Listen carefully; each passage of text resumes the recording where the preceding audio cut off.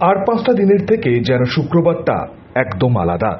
রোজ যে চেনা মুখগুলো দেখে শুরু হতো স্কুল, যে মানুষটা রোজ ঘন্টা বাজিয়ে জানান দিত স্কুলের শুরু শেষ থেকে টিফিনে বন্ধুদের সাথে আড্ডা, সে আজ নেই। নেই মা বাবার মতো শাসন করা শিক্ষক অথবা শিক্ষিকারা। শূন্যতা, এক নীরবতা যেন স্কুল চত্বরে। বৃহস্পতিবার সুপ্রিম কোর্টের রায় দান, আর তাতেই 2016 এসএসসির সম্পূর্ণ চাকরির প্যানেল বাতিল বলে ঘোষণা করে সুপ্রিম কোর্টের প্রধান বিচারপতি সঞ্জীব খান্না ও বিচারপতি সঞ্জয় কুমারের বেঞ্চ। চাকরি হারায় 25,753 জন। তার মধ্যে শহর দুর্গাপুরের 2টি স্কুলের চাকরি হারায় প্রায় 12 জন শিক্ষক শিক্ষিকা ও শিক্ষাকর্মী। দুর্গাপুরের জেমুয়া ভাদুবালা বিদ্যাপীঠ যথাসময়ে স্কুলে চলে এসেছে আজও পড়ুয়ারা। অন্যান্য দিন গেট খোলা থাকে স্কুলের ক্লাসরুম, কিন্তু আজ যেন সেই চেনা ছবির বদল। স্কুলের গেট খুললেন খোদ প্রধান শিক্ষক জয়নুল হক, ক্লাসরুমও খুললেন প্রধান শিক্ষক। শুধু তাই নয়, হাইকোর্টের রায় গ্রুপ ডির এক কর্মী, গ্রুপ সির এক কর্মী সহ 2 শিক্ষক শিক্ষিকার চাকরি হারায়। তাই বাধ্য হয়েই ঘন্টা বাজানোর দায়িত্ব এসে পড়ল প্রধান শিক্ষকের উপরেই। আজকে আমাকে গেট খুলতে হচ্ছে, কারণ ঘন্টা দিতে হচ্ছে, কারণ আমার স্কুলে 4টে গ্রুপ ডির মধ্যে একটা গ্রুপ ডি ছিল 2018 থেকে 2018 মানে 2016 এসএসসি, 18তে চাকরি পেয়েছিল 18 এপ্রিল থেকে। তো এই কালকে সুপ্রিম কোর্টের রায়ের পরে যারা আছে তাদের চাকরি চলে গেল। তাই সে যদিও অবশ্য চাকরি চলে গেল না, তারা, আমি তো বলেছিলাম আসতে, কারণ যতক্ষণ না সরকার নির্দেশ দেয় তারা যেন আসে, কিন্তু তারা আসেনি, সে আসেনি। তা আর উপায় তো নেই, আমি কাকে বলবো। তা আমি 9টার সময় এসে স্কুল খুললাম।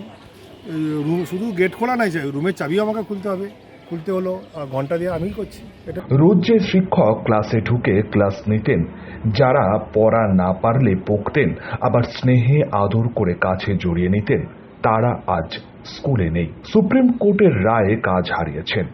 এক শূন্যতা যেন গ্রাস করেছে দুর্গাপুরের নেপালি পাড়া হিন্দি হাই স্কুলে। এই স্কুলেরই মোট 8 জন শিক্ষক শিক্ষিকা কাজ হারিয়েছেন। বন্ধ হয়ে গেল তাই স্কুলের বার্ষিক সাংস্কৃতিক অনুষ্ঠান। কাঁদছে স্কুলের পড়ুয়ারা, চোখের কোণে জল স্কুলের প্রধান শিক্ষকের। পড়ুয়ারা বলছেন ফিরিয়ে দেয়া হোক তাদের শিক্ষক শিক্ষিকাদের। আমাদের আর্জেন্ট টিচার ছিল। আচ্ছা, আজকে নেই আমাদের স্কুলে, এত খাই লাগছে। তোমরা কাঁদছো কেন? স্যার অনেক খারাপ লাগছে, কেন কেউ আমাদের টিচার মতন নয়, মা বাবার মতন ছিল। আমাদেরকে অনেক ভালো করে ট্রিট করতো, আর এত ভালো ছিল, মানে যত আমরা তারিফ করি অত ওদের জন্য কম। আজকে কি ক্লাস হচ্ছে? হ্যাঁ স্যার, ক্লাস হচ্ছে, লেকিন ক্লাসে মন লাগেনি একটুকু না, কেন কি স্যার ম্যামরা চলে গেছে, একটুকু ভালো লাগছে না। কি চাইছো তোমরা? স্যার আমরা চাইছি কি আমাদেরকে ম্যাম আর স্যার প্লিজ বাবার জন্য হাত জোড় করে বলছি, প্লিজ। আগামীকাল অর্থাৎ শনিবার ছিল স্কুলের বার্ষিক সাংস্কৃতিক অনুষ্ঠান। এই পরিস্থিতিতে স্থগিত রাখা হলো স্কুলের অনুষ্ঠান।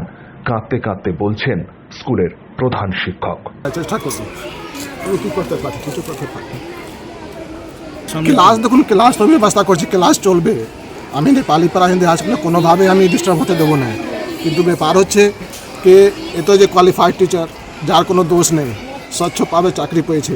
আমার স্কুল মতন সব অনেকও স্বচ্ছভাবে স্কুলে চাকরি পেয়েছিল, তার চাকরি যাওয়ার সত্যি খুবই কষ্টকর। সাহায্য করা যাচ্ছে। স্কুলে কি কোনো অ্যানুয়াল ফাংশন ছিল?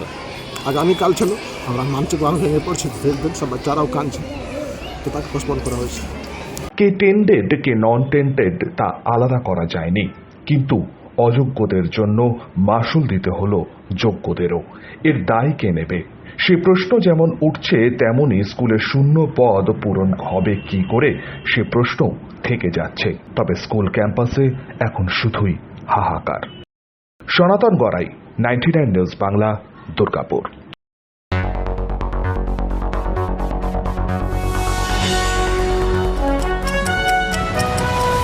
আপনারা দেখছেন 99 নিউজ বাংলা। বদলাবো আমরা।